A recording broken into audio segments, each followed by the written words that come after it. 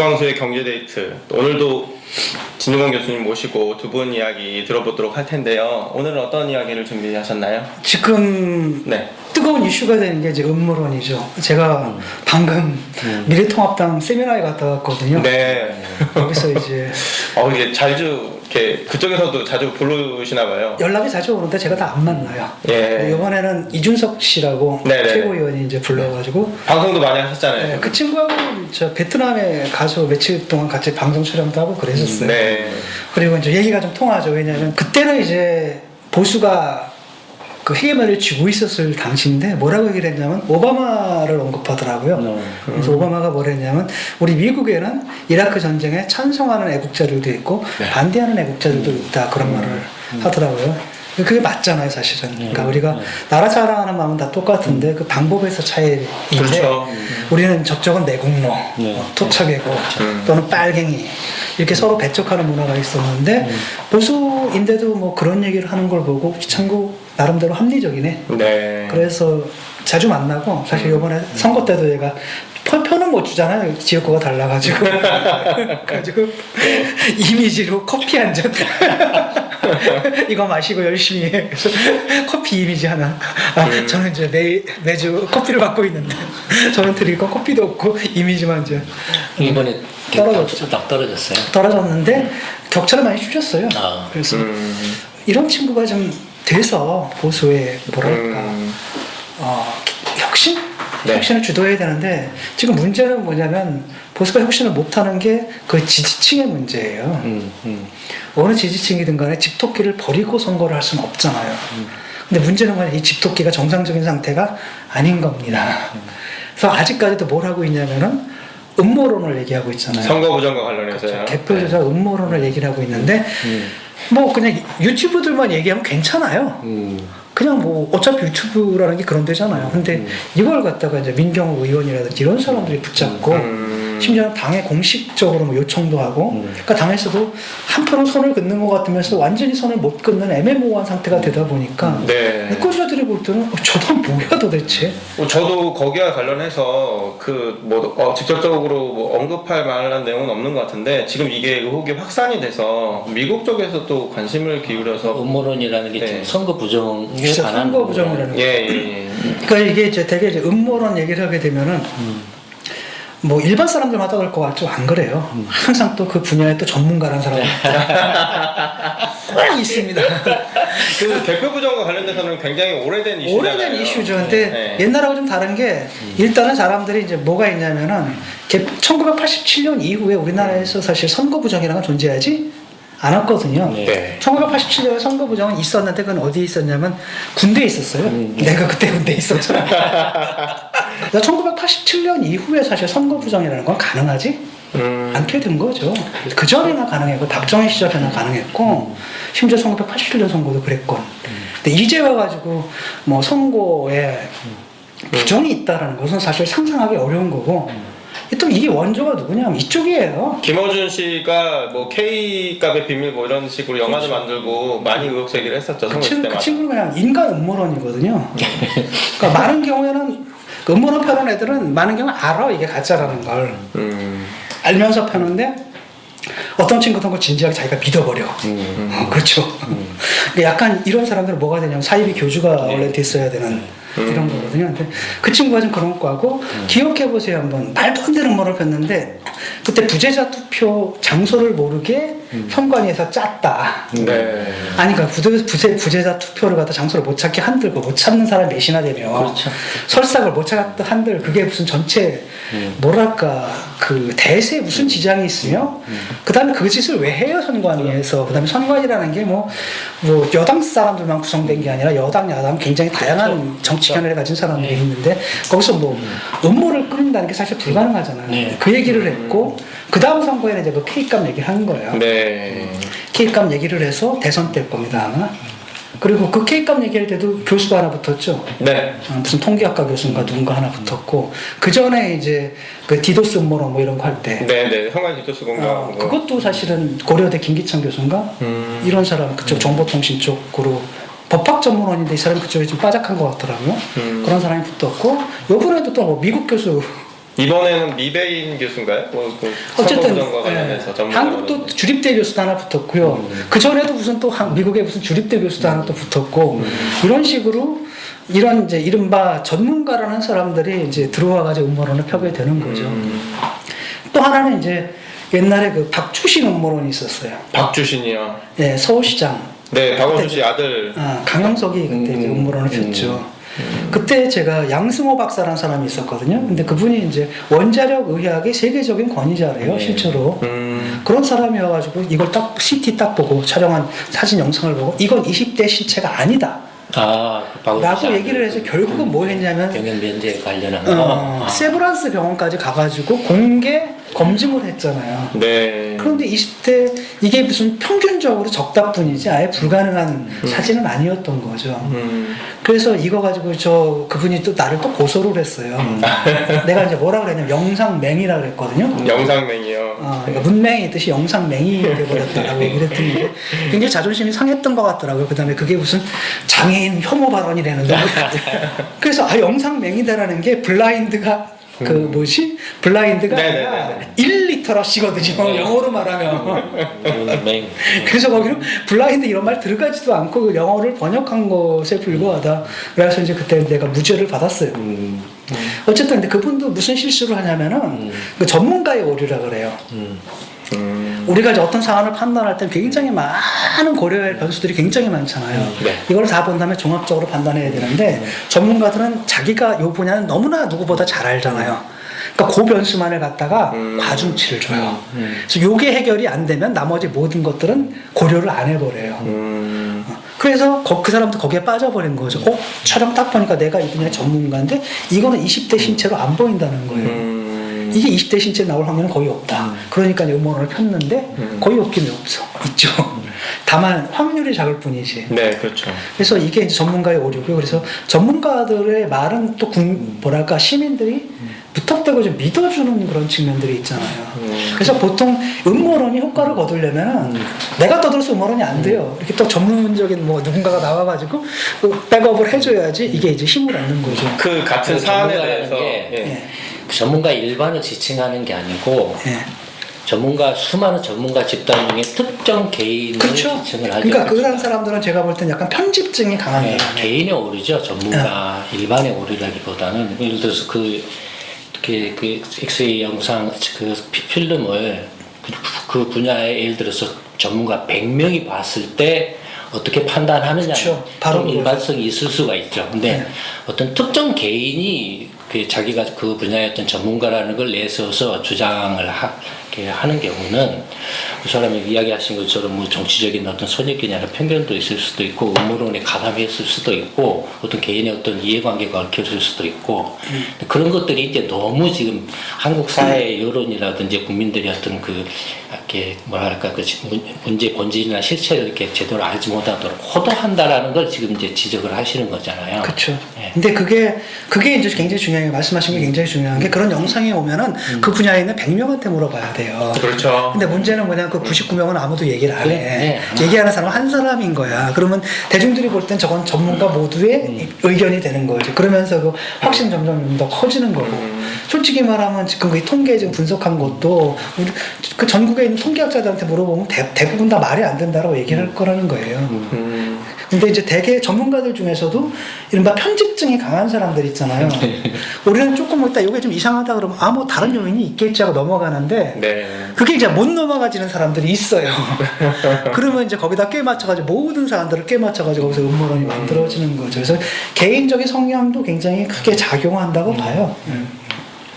실제로 이야기도 하셨지만 선거할 때 선거 참관인인가도 정당별로 딱 뽑고 그다음에 이제 일반 그 시민 단체나 일반 그 사회에서 좀 사람들 이렇게 뽑아가지고 이렇게 감시하고 개표할 때도 전부 정당인들 와서 쳐다보고 있고 감시하고 이렇게 자동 개표한다라고 하지만 그 개표한 것도 전부 확인하고. 그걸 또 언론들 가만히 있나요? 언론들에서 다 하고 이거. 그러니까 바로 그 부분인데 그러니까 음모론이 나오잖아요. 그럼 여러분들 저는 이제 뭘 권하고 싶으냐면은 왜 수학에서 귀류법이라는 거 있잖아요. 어떤 것을 증명하기 어려울 때는 그 역을 취하는 거예요. 그 역을 취해가지고 대우. 그래서 그걸 대우를 취해가지고 그것이 말이 안 된다는 걸 보여줌으로써 입증하는 방법도 있단 네. 말이죠. 그러니까 이런 경우는 어떻게 생각하냐면 그래 니네들 말대로 조작이 됐다고 한번 생각을 해보자. 그러면 뭐가 필요한지를 보자.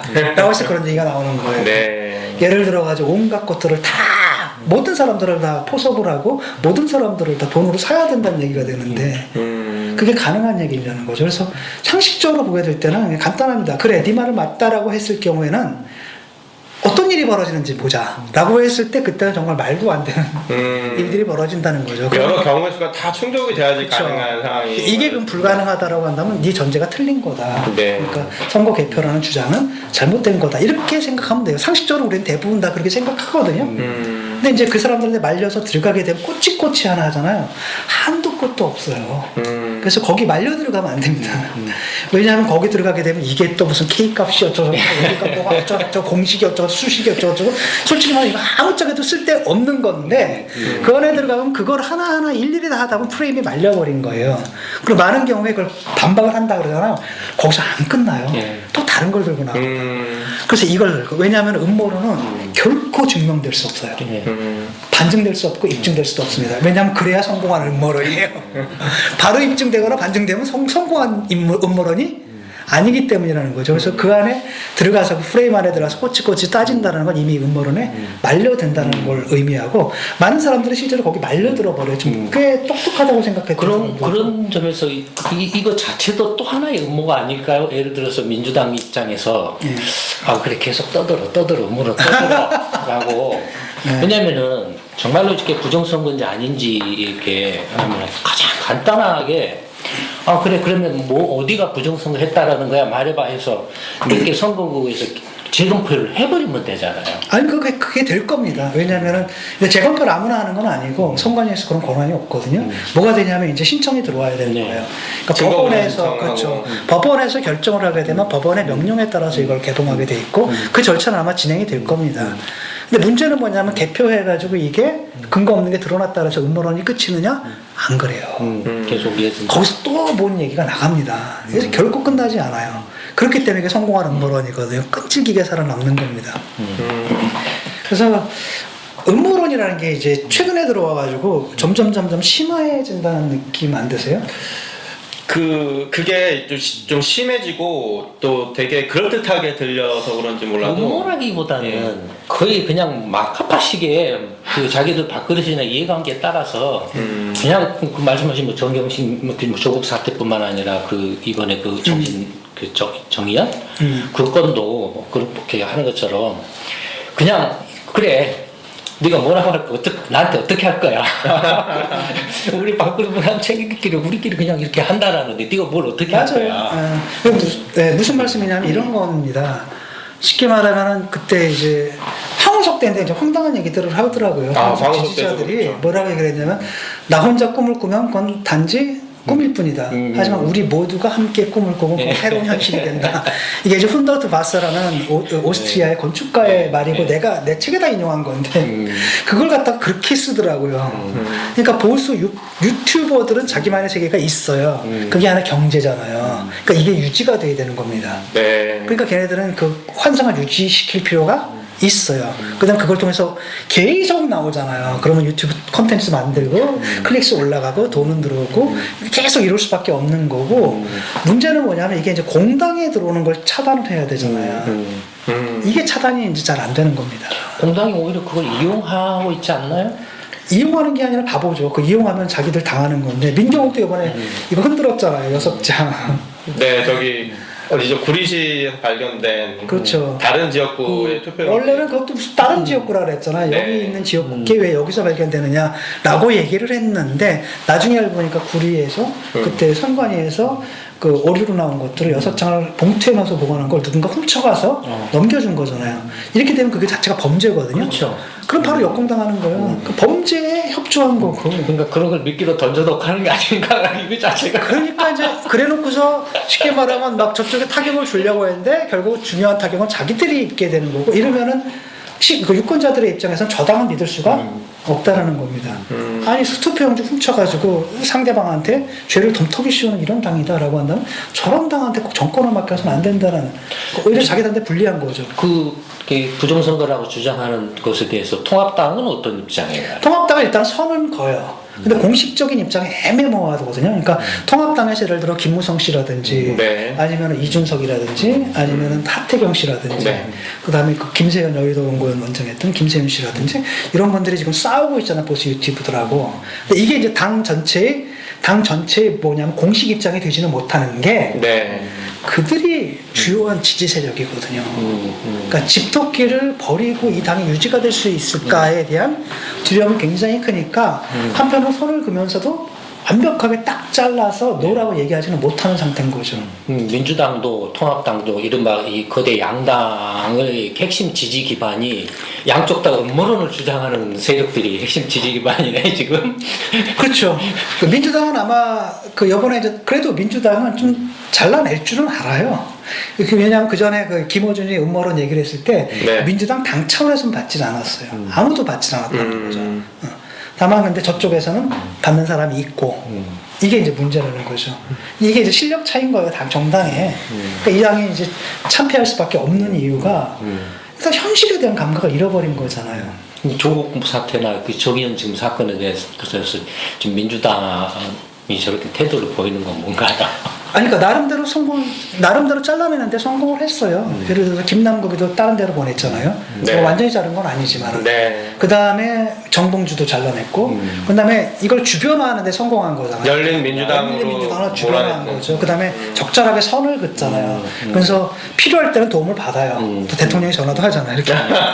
편할 때 도움을 받지만 네. 또 이렇게 부정적인 영향이 오는 것도 딱 차단하는 상당히 똑똑한 전략을 좀 쓰고 있는 거고. 근데 저쪽 미래통합당. 네, 미래통합당. 당 이름 하도 바뀌어가지고 정신이 없어요 지금. 미래한국당은 저 비례당이고 이제 당 이름 말하는데도 학위가 필요할 것 같아. 자유한국당 입이 하도 많이 배웠는데 이제 김정일 위원장도 헷갈리잖아. 민주통합당. 지금도 한나라당, 새누리당이 먼저 튀어나와요 지금. 네. 뭐 이런 식이죠. 네. 그러다 보니까 그 공식 라인에서 잘라내야 되는데 이게 이제 요만의 문제는 아니고 한나라당 개혁의 문제예요. 한나라당 개혁이 못 되는 게 사실상 이제 TK 쪽이잖아요. 지금 PK도 흔들리고 있거든요. 네, 네, 네. 근데 절반은 넘어갔다고 보면 돼. 이번 선거에서는 물론 다 떨어지긴 했지만 과거보다도 득표율은 민주당 득표율이 올라갔거든요. 차라리. 그 차이가 그렇게 많이 안 나더라고요. 그러니까 60대 40 정도? 네. 그렇기 때문에 쉽게 말하면 이쪽이 이제 고립되어 있는데 문제는 뭐냐면 그 국회의원들 중에서 영남 사람들은 자기들은 그래도 당선된다는 거야. 그렇죠. 그렇죠. 문제는 뭐냐 수도권 의원들이거든요. 여기서는 굉장히 민감하기 때문에 조금만 부정적인 이미지가 있으면 수도권에서 그냥 축풍나가 좀 다 떨어지고 지금도 강남 빼고는 다 떨어졌죠. 그렇죠. 이런 상태가 돼버린다는 거죠. 근데 이 지지자들을 어떻게 되냐면 선을 끊거나 아니면 이 지지자들을 뭐 해야 되냐면 설득을 해야 되잖아요. 네. 근데 그게 안 돼요. 이걸 못 하는 거예요. 왜냐하면은 이게 쌍방향성이잖아요. 옛날에는 이렇게 정리가 됐거든요. 위에서 딱 때리면은 정리가 되는데 인터넷 시대란 말이에요. 다 머리들이 커. 보수 유튜버들이 자유한국당 의원들보다 훨씬 더 발언력이 세. 네. 그들은 동원력도 있어. 이러다 보니까 얘들이 당에까지 간섭을 하게 되는 거죠. 그러니까 잘라내지 못하는 거고 이게 사실은 그 자유한국당의 개혁. 지금 보수가 개혁을 해야 된다는데 누구나 동의하는데 개혁이 안 되는 이유예요. 그래서 지금 음모론을 부정을 하게 되면 그들이 막 또 공격을 하는 겁니다. 네. 빨갱이라고. 뭐 민주당이나 그 통합당이나 지금 말씀하신 걸로 치면 이미 유권자가 문제고 지역에 기반을 둔 유권자가 근본적인 문제고 그래서 그 유권자에 올라타 있는 통합당의 이른바 수구 세력이 문제고 결국은 한 몸이라는 이야기잖아요. 그렇죠. 말씀은 민주당도 마찬가지 구조일 거고, 그러니까 결국에는 그 사람들이 통합당이 이렇게 우리가 개혁을 해야 된다. 그래서 진정한 보수를 거듭나야 된다라고 하면은 이른바 임신 동체가 된 그래서 그나마 영남권에서 의석을 이렇게 얻은 그 세력이 과연 나 국회의원 포기하겠습니다고 내려놓겠냐라는. 그게 이제 문제인데, 그러니까 이 사람들이 이럴 수 있어. 옛날에 그 호남 의원들처럼 될 수가 있어요. 쉽게 말하면 정권을 가져오면 제일 좋고 네.